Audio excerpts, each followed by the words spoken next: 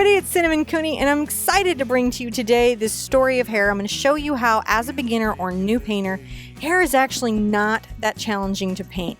I have 3 examples of blonde, long and straight, brunette and curly, and natural and fabulous hair here that I'm going to break down and make easy, but I'm also going to help you understand how to go on and paint that in your own life. These are simple techniques, simple ideas. All you need to do is grab your paint, your brushes, and come back and meet me with these right now. And we're going to get started. Make this easy. This is part 1 of a 2-part series. Come on, let's go.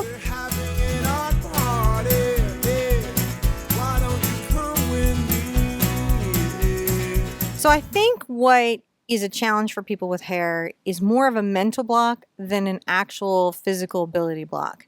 Everything that we're painting, whether it's rocks or water or smoke or hair, is just a matter of finding line and form and value and hue. And so in this, I'm going to break down the process by which we find those things. I'm going to show you these different varieties of hair. I have in my hand some tools of success. Tools of success in hair painting are good brushes that give you fine details and allow you a lot of control.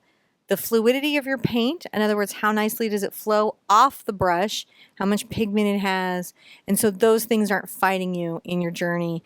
Let's get started and look at the palette that we have out. So for these 3 colors of hair, I have out titanium white, yellow ochre, burnt sienna, Mars black, Indian yellow.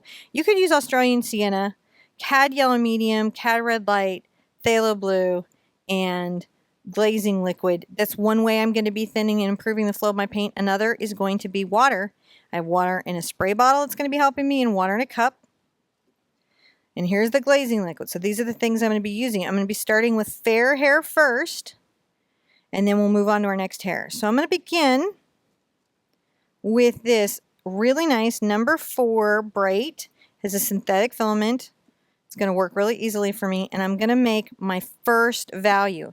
And when I'm doing hair, I like to begin with its darkest value and build up from there. So I'm going to take a little of my black over to my yellow ochre. And if you get too much black, it's going to over darken it. You can see I'm offloading, wiping off. I want it to be dark, but I still want it to feel very gold. So that's the Mars black to the yellow oxide, yellow ochre. And when I have a grayed yellow, I'm going to take that over to her head, and I'm going to paint in the form. That's kind of the basic body and outline of the hair that I'm dealing with. You can see that I'm pulling it away from the head. I'm giving her a healthy head of hair, lots of hair, like she's got extensions. And I'm going to pull this down. I'm going to let this flow down her back. So this is going to be long and fairly straight hair. And I'll need to pull in the hairline around. I'm going to pull it back behind the ear, and I'm going to watch the hairline. Hairlines curve a lot of different ways. They say a lot about character and personality. In portrait drawing, sometimes what you're painting is shadows and hairlines more than you know. So pay attention to your subject's hairline. I'm going to do a nice curved hairline here, and then I might pull a little of it down along the temple and into the face to just do a little tendril right there. So we know something about what's going on here. This is my first layer. I'm doing my low light. If you're thinking in terms of hair, this is like a low light. This is the deepest value of the hair, even though this hair is going to be quite light, right? The low light is this black and yellow ochre. There are so many formulas for hair. Really, with hair, it's about getting the shape and body in the way you want it. Now, as I'm tapering down, as hair tapers down, it becomes finer at the ends, doesn't it? Think about your own hair. It's not as thick at these ends as it is up here. So if you were to just always paint it the same, you would want to be saying, oh, it was blunt cut and it was held thick. You'd really have to pay attention to that just to make it feel real. You know, in this particular case, we're giving her very natural edge long hair, so we're letting it tendril out. Right? And we're going to say some of it maybe falls in front of her shoulder here. I'm painting that in. This isn't particularly hard.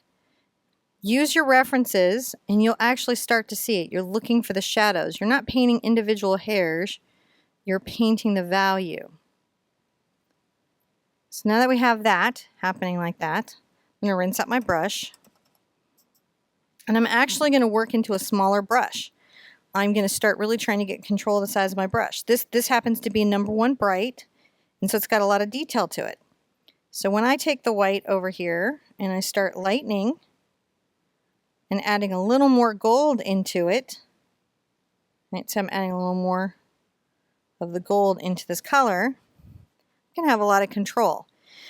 Now in hair, what you're going to be looking at in your photographs, your references, or whether you're painting from imagination, is you're going to be imagining the light source is catching it, and some of the hair is going to be highlighted and some of it's going to be in shadow. And that's when you can start to tell a story about how the hair works.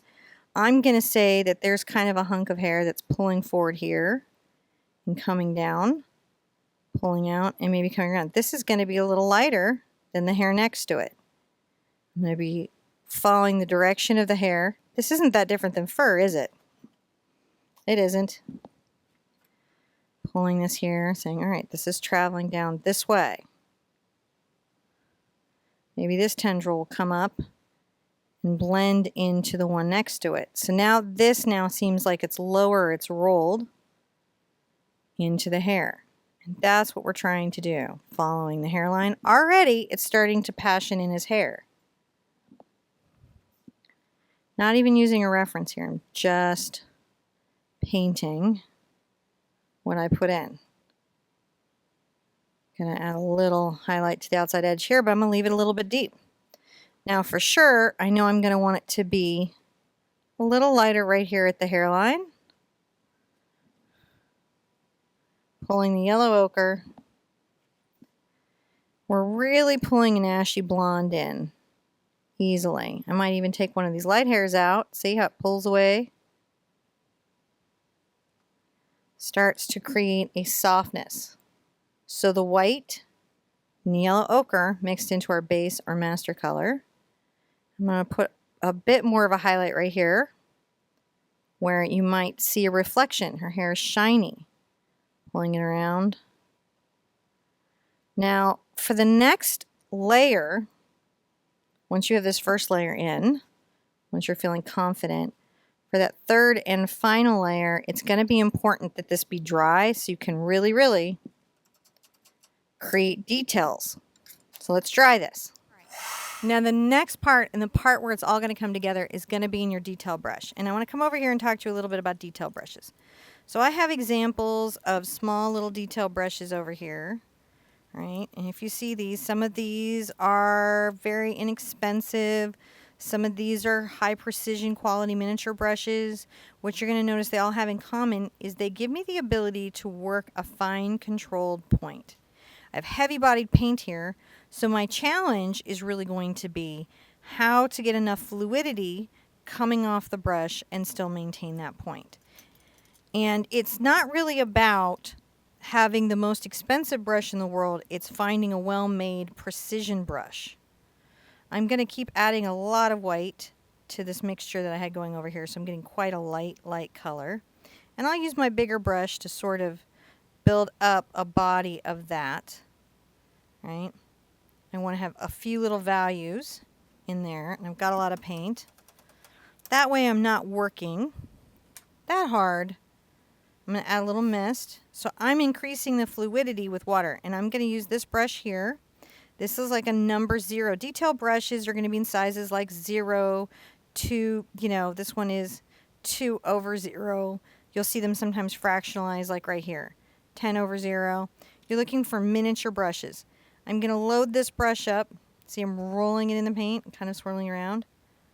I don't want to pull it all up into the ferrule at all. I want it a bead almost at the tip of the brush.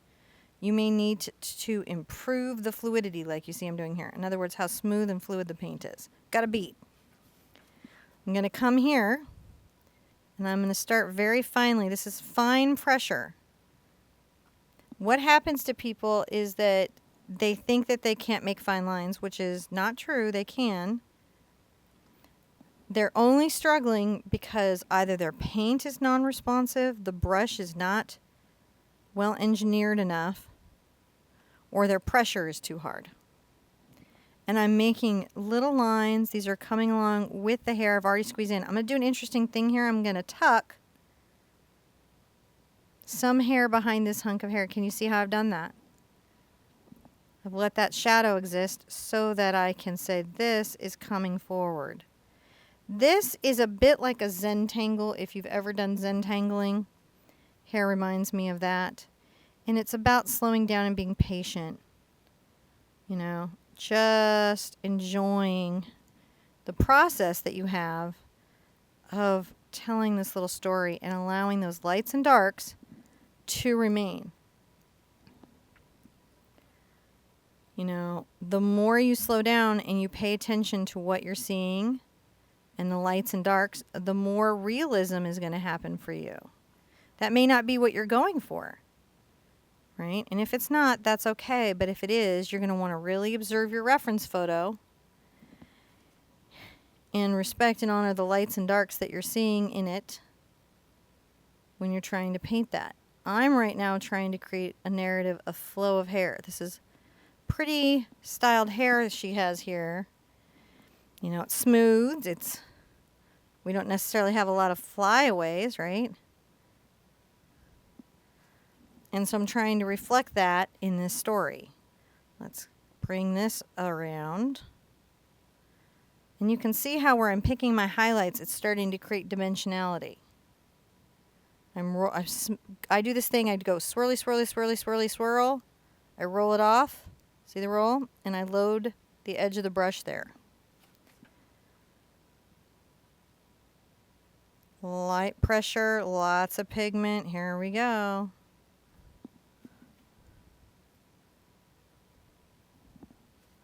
Just a simple little ash hair that she has. Just an easy ash blonde. Super, super fun. Super, super easy. Light hairs. Now, you can be very interesting taking some of these fine hairs and pulling them away from the body of the hair. It's going to give it even sometimes some more feeling. So you can see the fluttering there is incredibly helpful.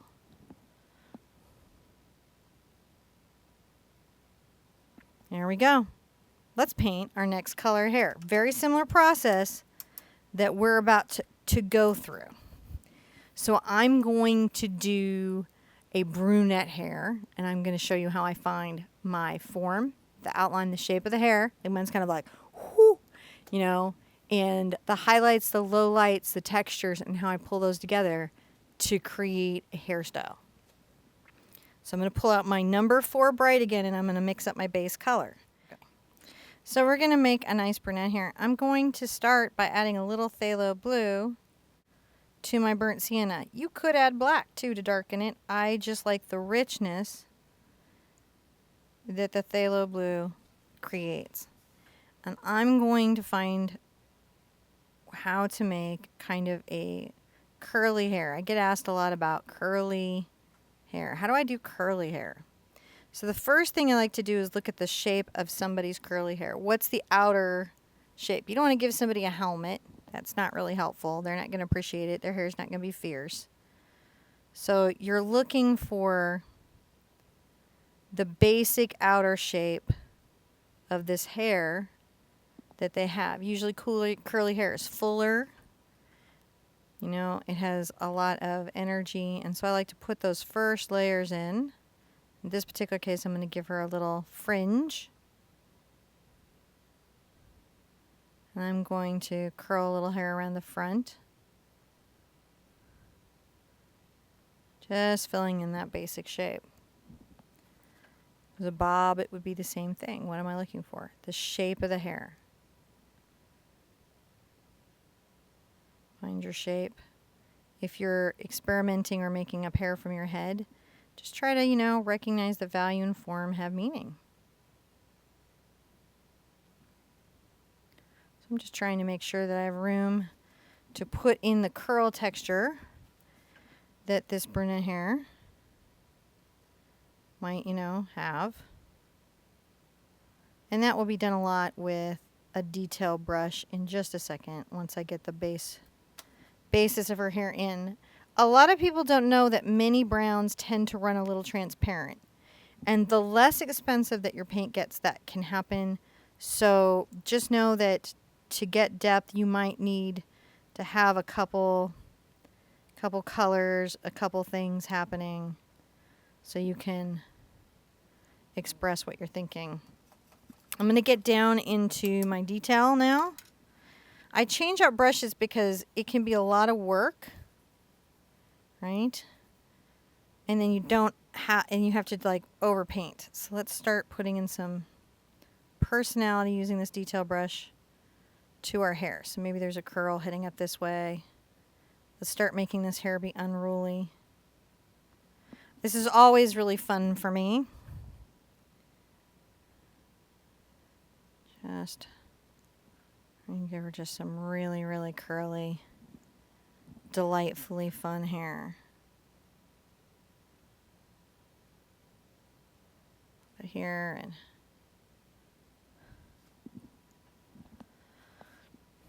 we always want different hair than what we have. It's so interesting. I think as women, if you have straight hair, you want curly hair, and sometimes if you have curly hair and straight hair, always the hair is greener on the other side nowadays, literally greener. Gotta curl. I find with curling hair it's important to break lines even if you work very hard on a jawline, just to show the wild and freeness of the hair.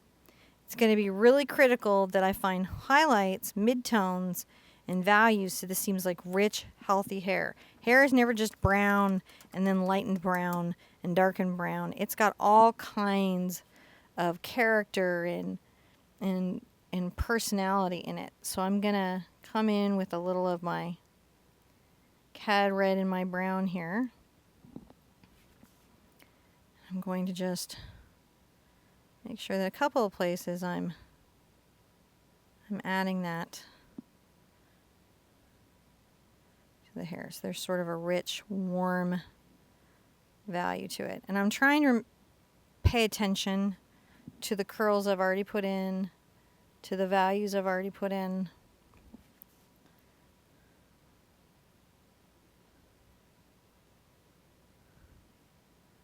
You know, you can see how it's starting to pull together.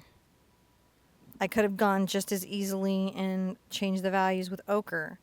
What you're looking for when you're looking at the hair, is it warm, is it cool? Do you see in the light? Look for in the light, what are the reflections? Do the reflections read blue? Do they read green? Do they read red? You can actually really see that on well-lit hair. And you're going to notice that hair is generally, unless it's just been really worked in a one-batch dye system, weathering and other things are going to give it lots of characters. You can already see that her hair is starting to get some volume and some personality. You know, what I'd say is maybe we don't even have some of the dark values that we need. But I'm going to come get my highlight and then see if I need to come back with dark values. I'm going to use the Indian yellow here. I could have used the Cad yellow just as easily. Oh, there we go. I'm looking for something just kind of warmer. Add a little white to it. I'm going to come at the ends of the hair.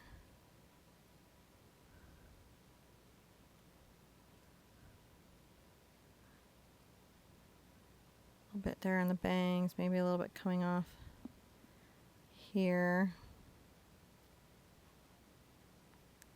And I'm going to be looking to create, you know, highlights that I'm feeling, that I'm liking. Just curl, just wildness. You know, when hair is short, you know, you're looking for one set of things, and when it's long, you're looking for another set of things. And again, I'm feeling like what I might do is come back with a very deep value in this hair. See?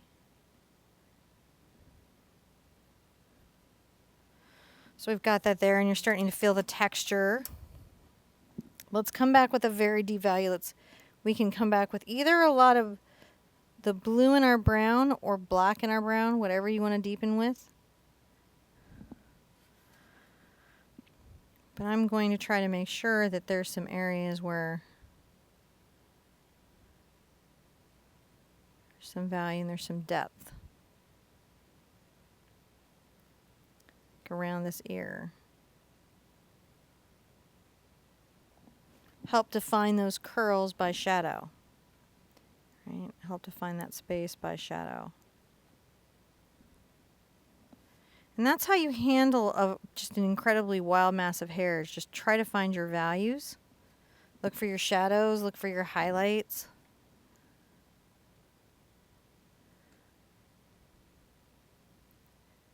It can be more challenging for people because there's just less to anchor your mind.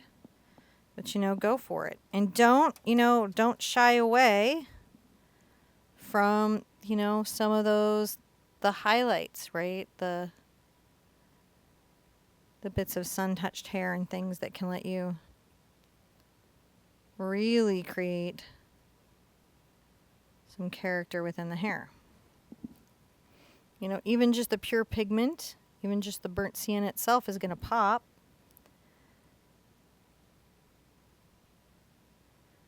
Get in there with that detail brush.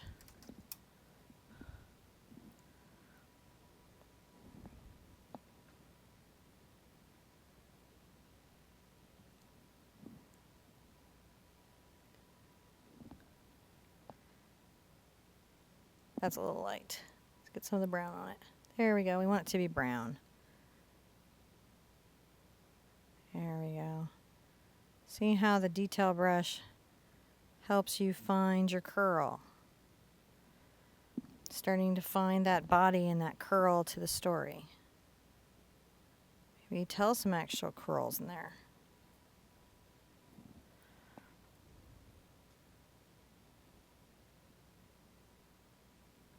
And we're building it up. So there's a little more work there, a little bit more going on.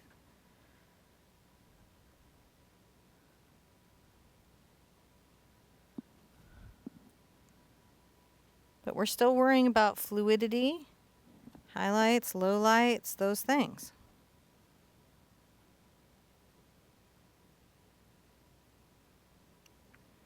Just creating those little curves. I like these little S curves. So see, we've got some stuff afoot, don't we?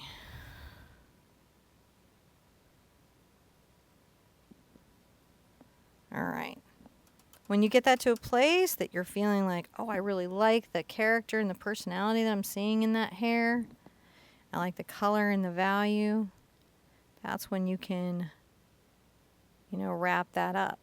That's what you're trying to do, is create that sense of movement and line and form. So let's get right into our next fabulous head of hair. I'm going to go a little crazy with this one. I'm going to have a little fun with this one. It's going to be based on some definite reference photos that I got super inspired by, and I've been asked for this quite a lot. So let's go in and get our base, right? Which is going to be quite deep. I get asked a lot if I will paint natural hair and Afro hair. And I am really excited. I just took a little bit of burnt sienna into this to show you this, because what I think happens to people, I'm going to first paint in her head. She's got a really good head shape. Is they tend to paint like a beach ball. They just get stuck in the shape of the hair and don't sit in life a little bit and observe. And if you observe somebody that has really fierce, fabulous hair, you're going to watch it, and there is so much movement and so much going on. And there's actually quite a lot to paint, so I'm going to try to get into that. And once I get the basis in, I'm going to move to my smaller brush because I want a lot of control over the personality. I'm going to be working the hair out in personality from here. So once I have, this is my base color, and there's going to be a lot going on. we're going to come out. I want you to be thinking movement, right? This is somebody who's really thought about this. I'm actually thinking about all the things I've ever seen and just have made me smile.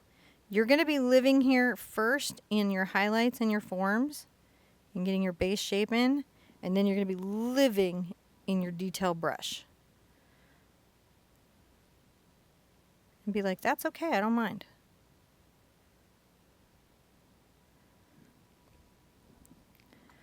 I'm going to want to pull this around.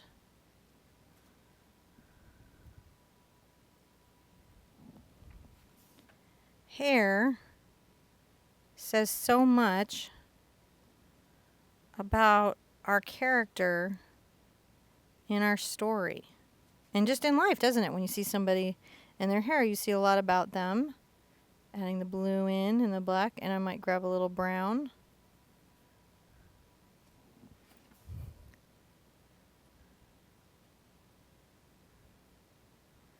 I'm going to want to make sure that this feels that the deepest color feels quite thick and quite dense. Okay? Quite thick and quite dense.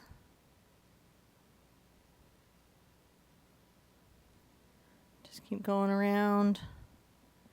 Now, again, all hair has tones, colors, highlights, undervalues. I'm just showing you one example of one way that you can do this. You might be like, no, I want an undervalue of purple, or I want an undervalue of silver and blue. That's all acceptable. I'm just asking you to be present and just observe. All right, when you have a shape that you're like, oh, I really like that, then you can begin thinking about the hair value. And I think in this case, I'm tempted to get into my Indian yellow and my brown and see if I can work here. And the edge is a nice little value coming down. I'm still working while the black is still here. This is something I want to be subtle. Right? I'm not trying to create a yellow halo. That would be weird, and people would ask me what I was thinking. But I'm trying to say that here is, on the edges of the hair, is a lightness, like a lightning. And generally it'll be a lot of times like warm. It's going to be warm, not cool on this one. So I'm getting a little more brown.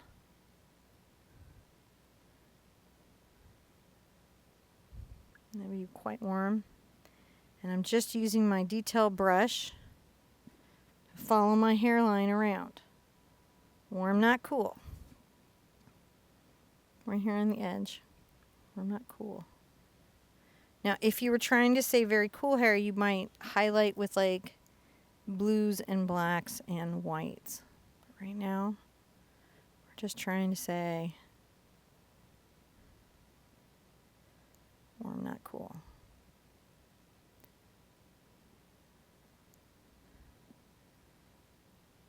And this, like all your other hair, is going to really come together at your detail. Now I'm actually going to leave this bottom part here a little bit darker. I'm going to add these little sort of values. This is the edges of the hair at the ends, lightening up a bit. So there's this beautiful root lighting that's happening. I'm kind of softening that yellow because I felt like that was too much for what that was.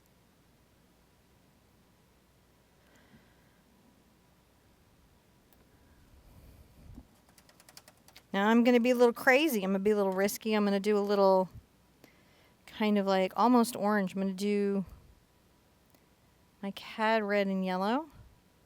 Kind of risky. But we're going to say that, you know, there's a lot of... Go back to, is that one, just actually go from here, just take the right imagination All right. So now we're going to start really ending this. So we're going to say that this lady, she's outdoorsy. And she's out a lot. So the edges of her hair lighten quite a lot from the sun.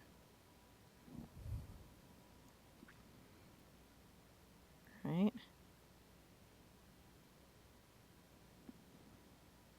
We could do gold or yellow. We could do ochre. That's really up to you. And I am trying to create just a sense of movement and regency here. It's important. Hair is important. And this isn't quick work, this detail work. I think one of the big mistakes to make in hair is just rush through it. I'm working on my fluidity here. I'm not worried that the black is picking up into my brush because I'm just trying to create the sense of sunlight. Lightening the hair. So whenever you highlight hair, whenever you lighten hair, you know, you'll get to sense if the undercoats are red or because as it bleaches out, it will lighten to that undervalue, right? So her undervalue, as she's been out in the sun, is red.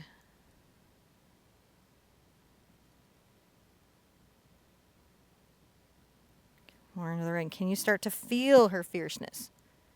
Want to know if you can. You can see I'm pulling the brush, keeping this on the edge. I'm just working. This is number 0 detail. This one is not even expensive.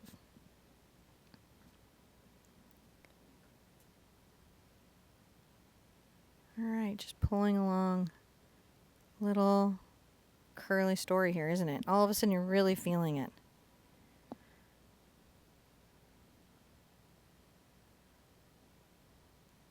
How I got this is I paid attention to the values of the hair, the form and the line. Right? I know I'm not going to pull a lot of this highlighting down here because this would be cut more often or shaped more often. So that's how I'm telling that story.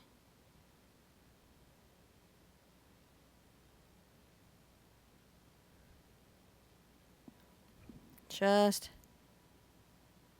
tell the story of your figure. It's a self-portrait. Tell the story of yourself. Wherever they are, you're still a storyteller. And I think we know something about these 3 women that we didn't know at the beginning of our journey, didn't we? This is true of men's hair. It doesn't really change when you're looking through hair for reference. Look for these things. What's the form? What are the values? What are the hues? What's the line? You hold those things. You can paint anything. You don't have to be overwhelmed by anything. Just a little bit here, but not a lot. Not a lot. Right? You can, you know, if you need a little more of the yellow, because you want to pick just a couple areas to, you can do that. You can just play, play, play. No end of the playing. I love it. Actually, I'm really happy with that. I feel like that's really fantastic and fierce. Whew. So I hoped you enjoyed these really fast looks at hair, about curl, about color, and about the way we tell a hair story. And I hope it wasn't too hair-raising for you. I can't wait to see you for part 2. We're going to cover red hair, gray hair, and fantasy color hair. You guys be good to yourselves, keep arting, be brave in your creative decisions in your life, and I want to see you with the easel really soon. Bye-bye.